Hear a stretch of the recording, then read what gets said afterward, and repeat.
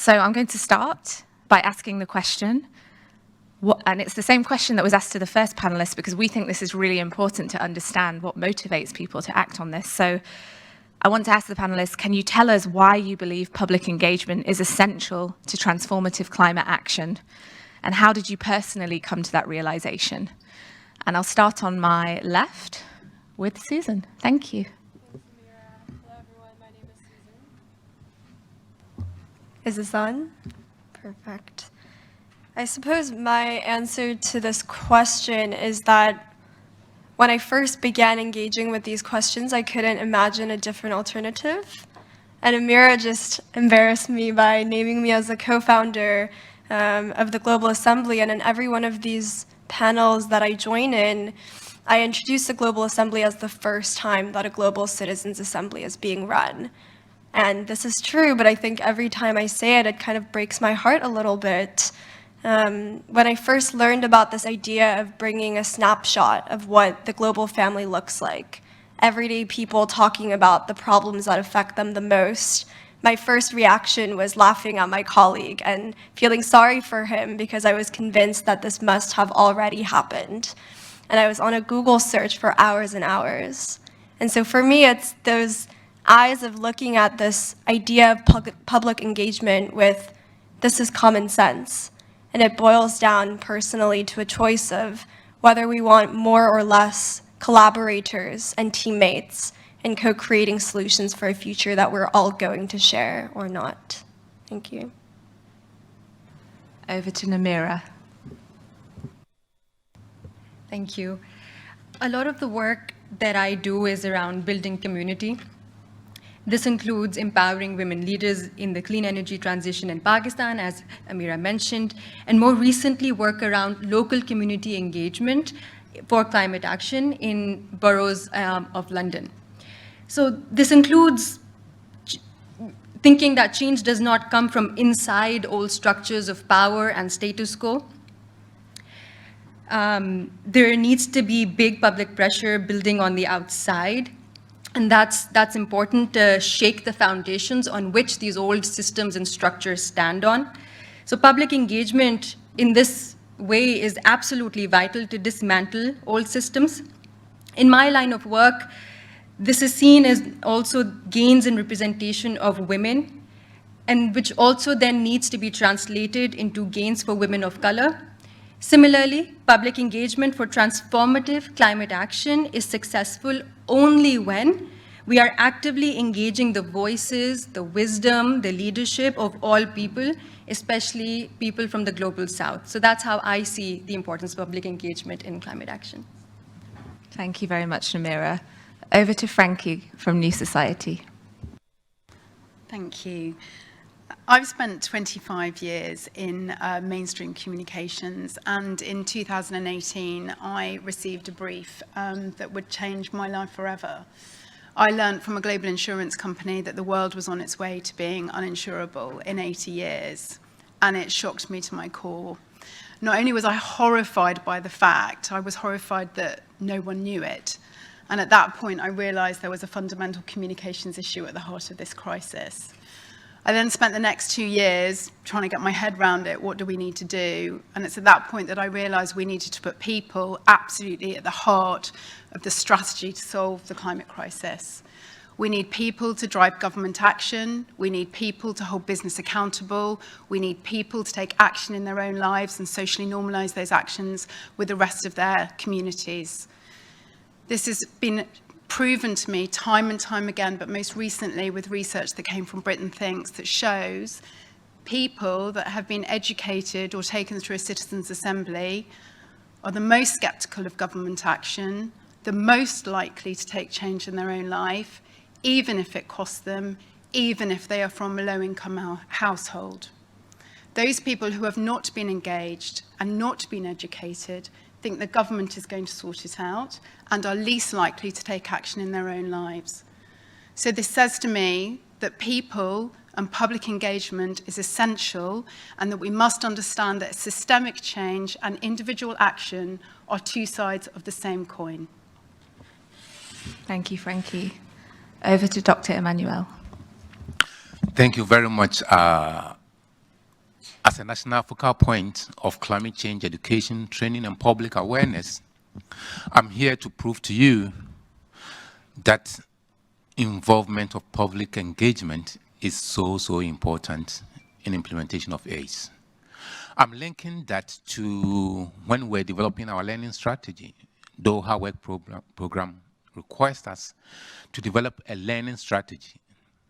And if you look at Ghana, we develop a learning strategy which is linked to all sectors of our national development, all the 6 important climate change priority sectors: energy, agri, among others.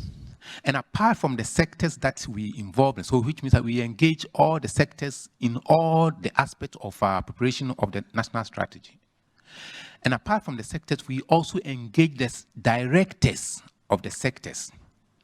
And apart from the directors, we also engage the development partners of the sectors. And I'm telling you that this made the implementation of the learning strategy so easy.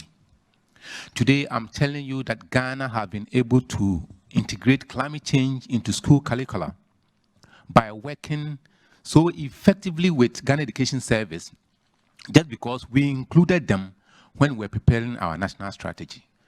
We have been able to integrate climate change into school curricula in the primary school, in the junior high. We've developed teaching and learning materials in all levels of the education. Our world, our environment, our science, religious and moral education. And we've done similar thing to the junior high. Green development and green growth has also been linked to climate change, and this has been integrated into junior high. So I'm telling you that we've trained 2,000 teachers. This has been very easy because we engage the public right from the beginning of the development of the strategy. Thank you. Thank you, Emmanuel. I think many of us in the room feel inspired by that, and we hope that other governments can learn from the government of Ghana. Thank you. So I'm going to ask some slightly more personal questions now. Well, not personal, but unique questions to each panelist. So I'll go back to Emmanuel just to follow on. So can you tell us a bit more? So you've talked a little bit about some elements of your ACE strategy. Can you talk us a little bit more about the process that you went through? So how did you go about it? Were there any challenges that you faced in engaging different publics, and how did you kind of find the way to kind of inspire and motivate them? Thank you. Concerning the development of our national strategy, the processes was this. We first had a planning workshop which actually helped us to align the learning strategy to the national policy so far as climate change is concerned. At that time, we were having climate change national policy. So we decided to link the strategy to the policy actions. So each of the policy actions, we decided to prepare climate change learning actions to it. So that is the first process. We decided to link the climate change actions to the national climate change policy. So this is the process we did, meaning that if we take agric, we develop actions, learning actions for agric.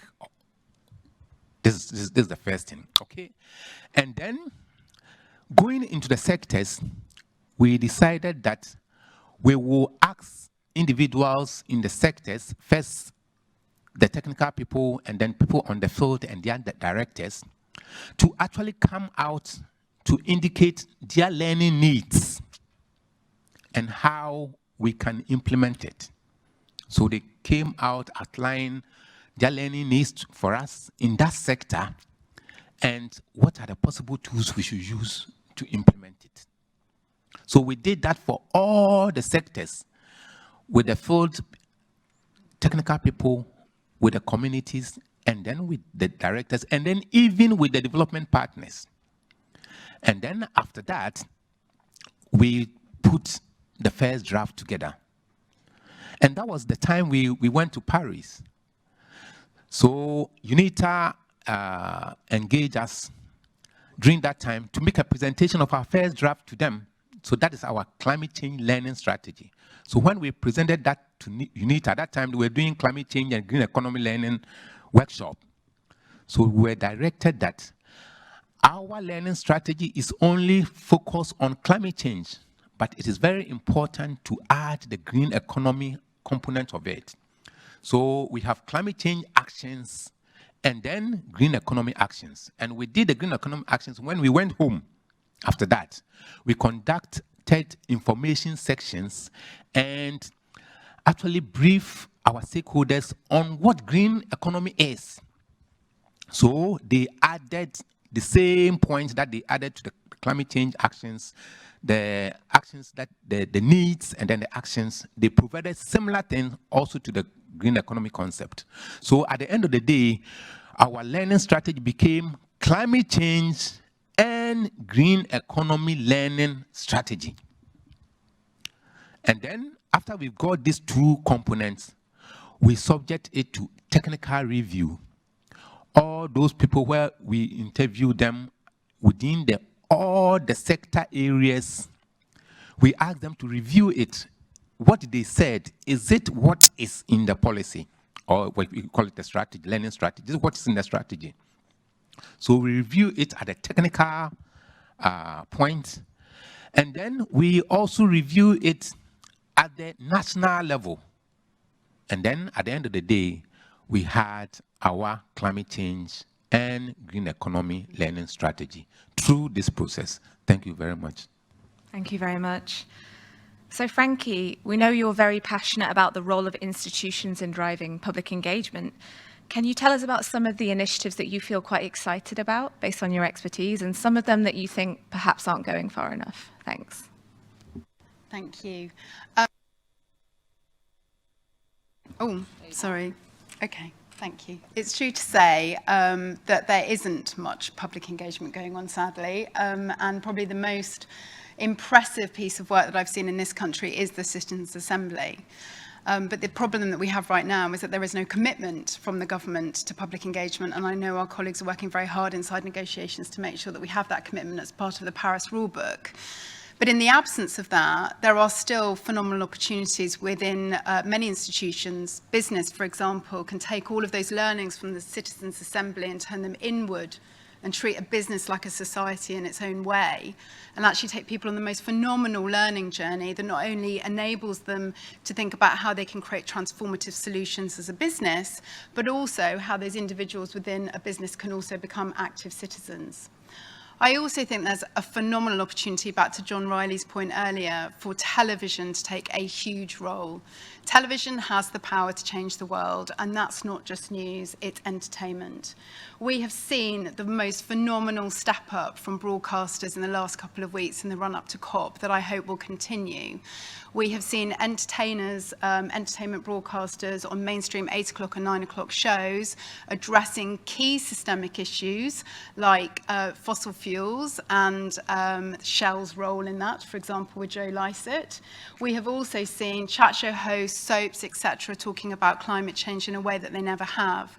So I really hope that COP will do for broadcasters in this country what the Olympics did for sport. Thanks. So over to Namira. You've worked to engage a range of stakeholders on ensuring women's visibility and access to the green energy transition. What tools and techniques have you found to be most impactful on that journey? Thanks. I like that question, thank you. What has really been a game changer for us is when we started cementing partnerships with the government.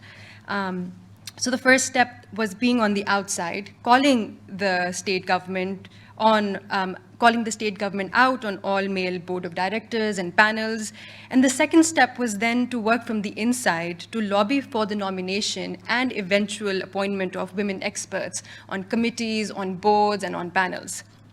But even more excitingly than that, we have droves of young women in climate activism and clean energy transition joining our community in Pakistan, but also in the larger South Asia. The institutional partners whom we work with need to reflect this changing tide of where the new exciting jobs are and where the young engineering and STEM field graduates choose to work. So older training modules of working in a thermal power plant doesn't really work anymore.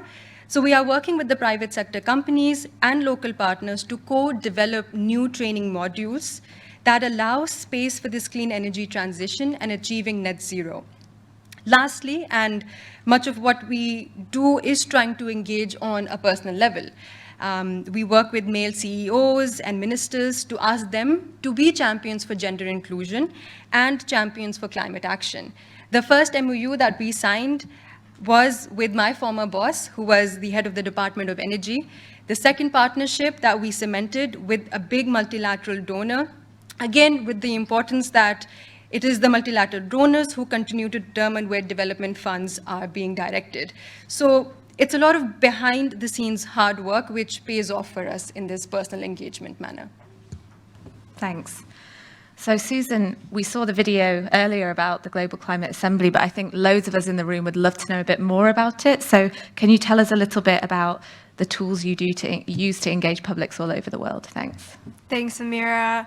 This is a bit of a tongue twister, but I think it gets the idea across, which is there are a lot of solutions being proposed, especially at COP, about what we can do to solve climate change, right? But I think our goal at the Global Assembly, our proposal, is that the most pressing solution of all is actually coming up with a better way of making the solutions themselves. And so it's about the process as opposed to the policies that foreground the conversations around solutions. And really that's the main goal of the project, to try to address and reframe and revise the way we make decisions at the global level. And so you were able to see our video earlier on for this year, which is our prototyping year. This has never been done before. We have 3 core parts of the process. So at the heart of the process, it's the core assembly. This is the citizens' assembly model that's being scaled up for the first time to the global level. It's composed of 100 members who are selected by Global Location Lottery. This means that in June of this year, we ran a computer algorithm based off of NASA population data to drop 100 pins around the world. And once we had those pins dropped, we found local community organizations within a 300-kilometer radius of each of those points. And it was those authentic community spaces, which were often unusual suspects in global deliberation or global governance, who wouldn't normally be tuned in to a conference like COP, who were in charge of then on-street recruiting or door-knocking recruiting an assembly member to join the Global Assembly. And it's this core assembly that has been deliberating for about 3 weeks so far, and they've presented the first iteration of their declaration at our Green Zone event on the 1st. And our invitation is that observers of COP read that document and make the decision for themselves on whether the conversations and negotiations you're seeing at COP are aligned with the People's Declaration. The second part of the assembly for this year are the community assemblies. And so this allows anyone around the world to be able to engage in this global process. These are self-initiated smaller assemblies that use the same learning materials as the core assembly and allow communities around the world to follow along on the journey. And so it's really about these 2 different fora of process that are both locally hosted, but nevertheless globally connected, that we're launching for this year. Thank you so much for that. I don't know about anybody else, but I'm feeling really inspired right now. So just the final question, and we're running slightly over, so if we can keep responses short, but indeed brilliant. So if you had one wish that could come true around amplifying a wide range of people's public engagement on climate change, what would it be and who would need to be involved? And I'll start with Susan. Thanks. So we're at day 5 of COP, and I think the key word that I'm hearing from people in my generation is betrayal, and I'm not surprised by this. I think we all saw this coming. So my one wish is for us, particularly people in my generation, to have an actionable alternative that we can actually channel these feelings of betrayal into. We learn early on, I think I learned this in middle school in my world history class, that the people we feel betrayed by, the generations we feel betrayed by, are capable and willing to do systems change. I think the fact that we celebrated the 75th anniversary of the UN is testament to this. And we just need to recognize the fact that we're not at the end of history. We need another Bretton Woods moment. That moment is right now. And I think the key thing I want to get across is that the ask is not even tantamount to what it was 75 years ago. Leaders are not being asked to initiate this. Rather, the people are saying we're ready for new infrastructures to be built. So my wish is that we change in the same way that we've always done, which is change to be commensurate to the crises that we're facing. Thank you. Namira.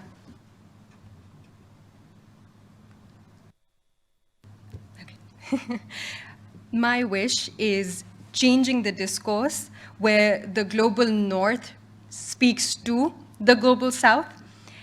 And my wish is that this becomes a two-way conversation. How can we ever engage the public on climate justice without including the voices and leadership of people from the global south? Gaps in representation lead to misinformed and unjust global priorities and agreements. So engaging people of the global south as not just poor and victims of climate change, but as voices of leadership with new innovative ideas and possible solutions is absolutely key. It is the people in and from the global south who understand climate change as their own very daily reality because they are already impacted by it. So we need, again, my wish is that we need to place more trust in the people of public engagement, especially in the South, where they are in many ways best equipped to translate the threat of climate change. And my wish is to see public engagement in this true global form. Thank you. Frankie. Well, first of all, we need absolute engagement to public engagement agreed at COP. And then alongside that, we need to gain alignment between communicators about how to communicate, believe it or not. There are so many different theories about how we should actually talk to the public. And I think there's a dangerous hole that some people could fall down if we just focus on things like nudge theory, for example. We need to educate, we need to engage people in participation. There is a learning journey that we need to take people on. So ultimately, I think we need to bring NGOs, communicators, the government together to create that rule book, probably through the Communicators COP. Thank you. And Dr. Emmanuel? Thank you very much for the opportunity. Again, who do I really wish to engage in my climate change actions in Ghana? I will first start from the children and then the youth. Because this is going to be an early life intervention that will actually inculcate climate change into their lives. It's going to change their values and going to change their behaviors, which will remain with them for the rest of their life. And their life will not be as ours. We are not environmentally conscious, but they will be environmentally conscious and responsible for the management of the environment. And we'll have leaders who are able to provide solutions for the current crisis that we are going through. Thank you very much. Thanks. So I'm going to take it over to the Q&A now. So just to remind everyone, we're using the push to talk. So I will try and not mess this up. Does anyone have a question? If you do have a question, push on your microphone, and then I should see it come up on my screen, and then I'll call out your number. So I can see number 72, number 88, and number 61 we'll start with. So number 72, please. Thanks. Can you hear me? Yes. Okay. This question might be a bit controversial, but that's okay. There's been sort of two events in the last few years. That one is COVID and the impact of COVID on your ability to actually mobilize people in public engagement. And the second is we've seen, certainly in my view, a movement towards sort of right-wing populism in many countries. You look at what happened under Trump, look at what's happening in Brazil, some parts of India, China. What impact does that have on your ability to actually mobilize people and public engagement? Thanks.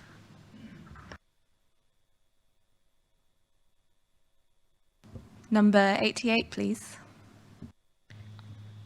A bit of a statement. I'll try to keep it short, but thank you so much for the panel today. We have an initiative called the South to South Just Transition Initiative, which is helping to have that discussion and dialogue between countries in the global South, where we're learning from each other on what a just transition means. And we had a great event with a youth panel that were also defining the just transition. So maybe I'll put my question around this kind of intergenerational justice and how that fits within what are your views on kind of how intergenerational justice or an intergenerational dialogue can be a catalyst for climate action rather than seen as a barrier. Thank you. And now 61, please.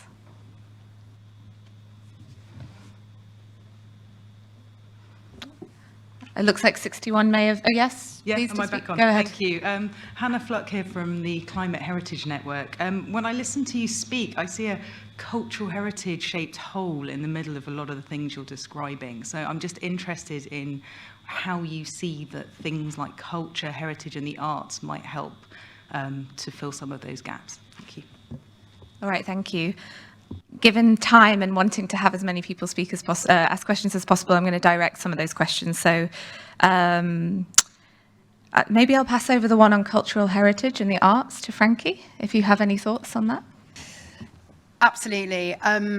Culture, entertainment, music, the visual arts, absolutely one of the best ways that we can communicate with people. So absolutely we need to put that at the heart of the way that we talk to people and engage artists, musicians and everybody in this story that we need to create. And I think there has been a wealth of that happening, but definitely is more in the future. I mean, if I can share a reflection that I have about COP that's very interesting is if you pop over to the green zone, there's actually quite a lot about that in the green zone, but we're kind of lacking that in the blue zone. So what that means is that we need to take different stakeholders who are here on a journey to understand what the role of, you know, of norm shifting is and working through the arts. I will hand over the question on intergenerational justice to our, I'm not going to say only young speakers on a panel, the younger speakers on the panel, starting with Susan and then with Namira. Thanks. Thank you. Yeah, I think this speaks to the heart of what we're doing at the Global Assembly, which is about shared learning. And the assumption that we're making, which I think is well placed, is that when you combine a diversity of different voices together, it's out of the mixing of those pluralities that you get something that you don't expect, that you're surprised by. And we see this in the home always, right? I learned things from my grandparents that I thought my generation had forgotten, and we relearn old wisdoms. And at the same time, it's dialogical. So the older generations, my parents, grandparents, will also learn something from the perspectives of my generation. And it's about applying this these dynamics that we grow up with in many of our families, at least in my culture, to the way that humanity speaks to each other. And so it's a question of how do we intend on speaking with each other? And if we're not able to talk across generations, when really we're trying together to protect the generations that are going to come after us, I find it really difficult to see how to plot futures together without that intergenerational dialogue. Thanks. And Namira?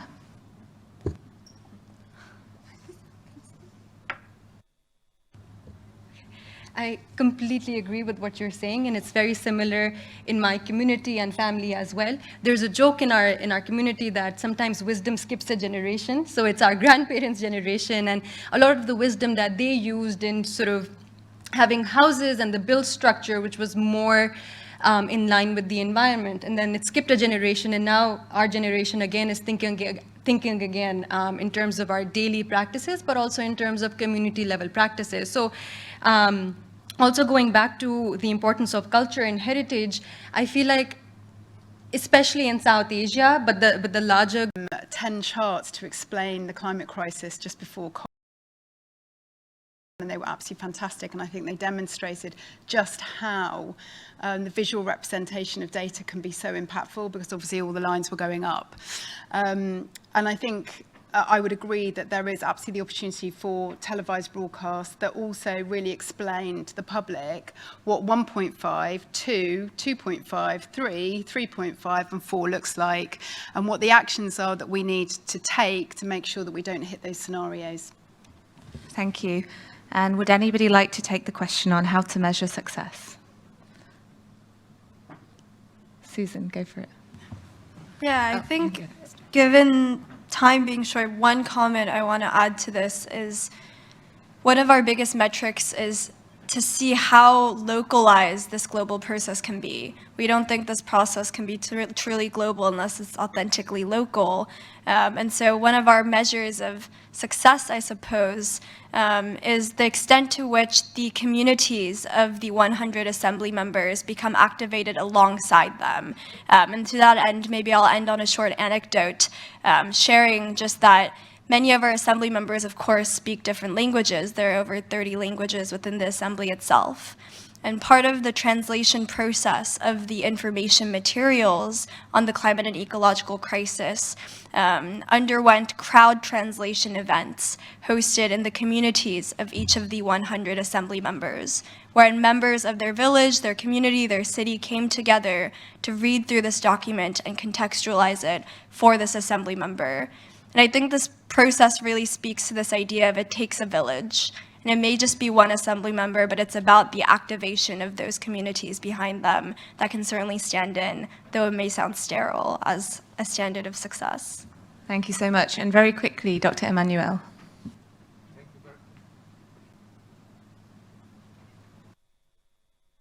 The microphones have Yeah, thank you very much for this short one. We in Ghana see success of our actions as being able to understand climate change. Most of the community work we do, most of the teaching and learning things we do, all what we do is to make the participant understand the concept of climate change. At the moment they understand, because in Africa they think that probably it is not emissions, but it is a god or something like that. So at the moment they are able to understand climate change concept, then half of their problem is gone. They will be able to develop their own adaptation, natural way to adapt to the system and be able to solve the problem. So improving understanding of our participants is seen as success of our program. Thank you very much. Thank you. So I'm just going to ask everyone to thank the speakers for their time. Thank you very much, everyone. Also, thank you very much for the first panel. If anybody wants more information about the speakers, please do come and approach me. You can also email info@climateoutreach.org. We now have a video, though, which I hope you can stay for, because it's an awesome initiative from Parents for the Future that's going to play us out. Thank you.